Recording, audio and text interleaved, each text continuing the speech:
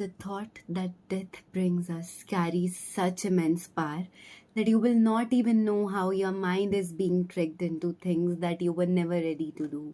You will not even know that how are you ready to go through such phases of life that you were never ready for.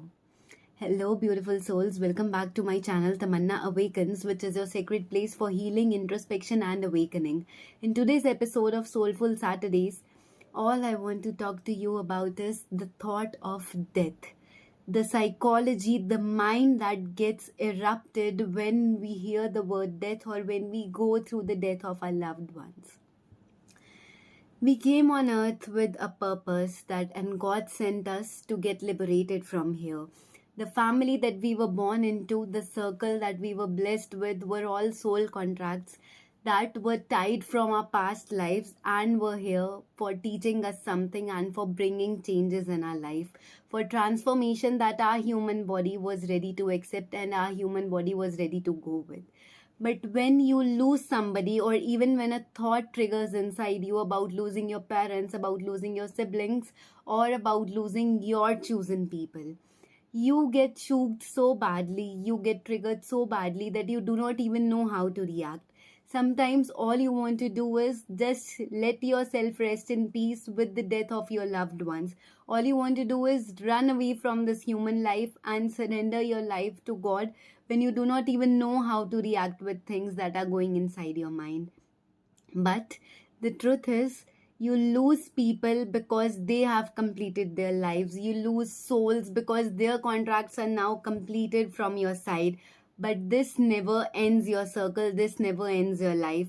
If you were here for a purpose, if you have come here to fulfill your karmas, unless your story has an end written by God, unless your story has been completed by His direction, you will not be able to leave this place no matter how hard you try. There are people who try suicide due to mental health issues. There are people who give up on their lives and now really do not want to live further. But even after trying a million of times, even after trying a million of ways through the suicide attempts, they still survive. We see plane crashes, we see such stories where there were 300 people and 299 died and still one left. What makes that one different from those 299 out of a flight of 300 persons? It is their karma, it is their purpose, it is their challenges which are still incomplete and which they have to go through to fulfill their life. So whenever death encounters you, whenever your mind triggers with the thought of death, just remember one thing. Unless your purpose will be completed, unless your karma will be fulfilled, you won't be able to leave this place without God's wish. We have always heard our people saying, we have always heard our grandfathers, our grandmothers, and the elder people in life saying that even a leaf cannot move if the God doesn't wish so. So how can we imagine that our life will come to an end without our purpose, without the fulfillment of our responsibilities? So we need to stay strong even on losing people. We need to let the people go who have completed their contracts, because human life is all about gathering experiences and fulfilling karmas and fulfilling your purpose. We cry because we become selfish. We mourn because the death that makes our life shook, that brings us responsibilities, is a thing that every child or every adult wants to run from. Whenever we feel burdened, whenever we feel that this point of time has come, that when we need to lead the life, when the parents who were there upon us, when the elders who were there upon us are no longer there, and now then we will have to look through a life straight through the eyes. We will have nobody to guide us. We will have nobody to cry upon. There will be no shoulder and no hand to put blessings on us. That is when we cry, and that is when and how we become weak.